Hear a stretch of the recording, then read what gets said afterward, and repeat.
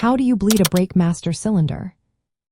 Have you ever wondered what it takes to ensure your vehicle's braking system is functioning at its best?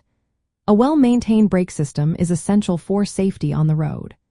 One critical aspect of this maintenance involves the brake master cylinder, which plays a vital role in the hydraulic system of your brakes. If air gets trapped in the system, it can lead to a spongy brake pedal and reduced braking efficiency. Today, we will walk through the steps to properly bleed a brake master cylinder, ensuring your vehicle is safe and reliable.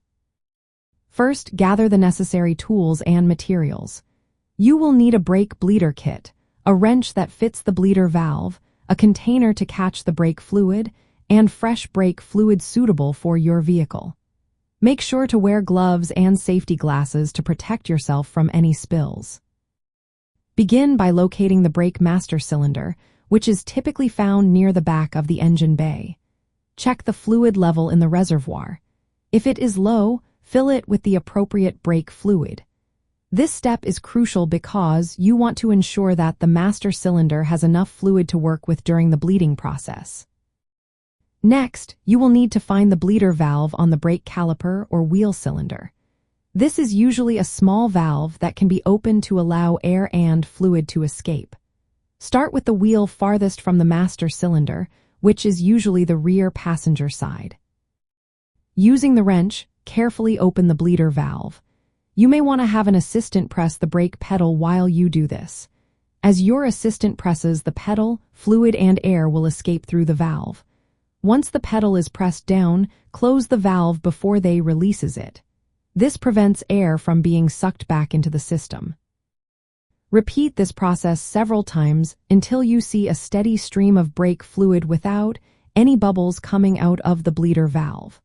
This indicates that all the air has been removed from that section of the brake line. After you finish bleeding the first wheel, move to the next wheel in the order: rear driver side, front passenger side, and finally front driver side. This sequence is important to ensure that all air is removed from the system effectively. Once you have bled all the wheels, check the fluid level in the master cylinder reservoir again. If it has dropped, add more fluid to ensure it remains at the correct level. Finally, take a moment to test the brake pedal. It should feel firm and responsive. If it still feels spongy, you may need to repeat the bleeding process to ensure all air has been removed. By following these steps, you can successfully bleed a brake master cylinder, helping to maintain your vehicle's braking performance and safety. Remember, if you ever feel uncertain about performing this task, it is always best to consult a professional mechanic.